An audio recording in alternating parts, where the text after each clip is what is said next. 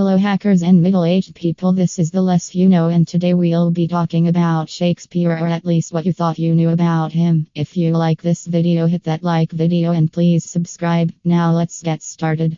Any celebrity can tell you that with a great deal of fame and respect comes something else: controversy. William Shakespeare is no exception, and speculation continually follows the playwright, especially since we know so little about him. Only a few certain facts are known, and even fewer documents survive regarding Shakespeare. But Shakespeare isn't the only playwright during his time period to be surrounded by speculation. His contemporary, Christopher Marlowe, is a victim of the same circumstances. Rumors about Marlowe range from espionage to collaboration. Who exactly was Marlowe, and what connections does he have to Shakespeare? Join us as we take a closer look into both of these mysterious playwrights. According to Bill Bryson's biography Shakespeare, the illustrated and updated edition, we cannot be exactly certain when Shakespeare arrived in London, but we do know that Marlowe was an upcoming playwright in the 1590s, especially after Tamburlaine the Great. Unfortunately, Marlowe also had a short temper, and in September 1589, he became involved in a fight with innkeeper William Bradley. Playwright friend Thomas Watson stepped in and killed Bradley in a duel.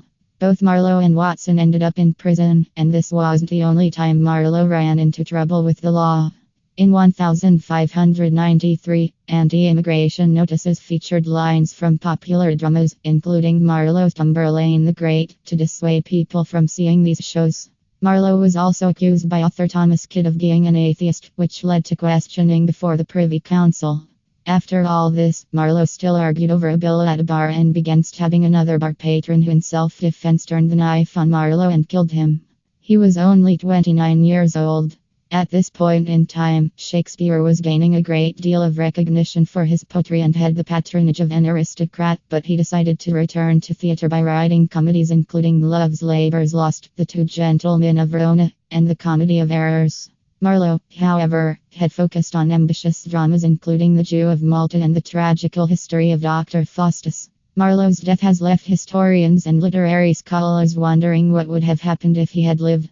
William Shakespeare.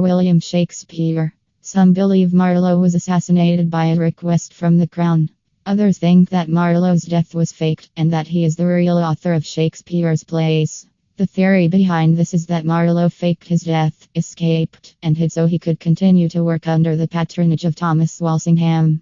During Shakespeare and Marlowe's time in London, the theatrical scene was incredibly busy with intense demands on playwrights and actors. Shakespeare in Love, which is enjoying a regional premiere at the festival this summer, develops the possibility of collaboration between the two playwrights, which was common as playwrights struggled to keep up with the pace of theatrical productions. The play suggests a relationship between Shakespeare and Marlowe as Marlowe mentors the new playwright while he was Viola and writes his masterpiece Romeo and Juliet.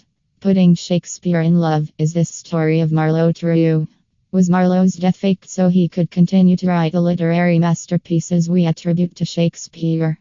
Bryson indicates that the man behind this theory, Calvin Hoffman, opened Thomas Walsingham's tomb to uncover manuscripts and letters to prove his case. He found no materials, however, but still made this case in the murder of the man who was Shakespeare. Whether or not the accusations are true, one thing is certain: whomever wrote Shakespeare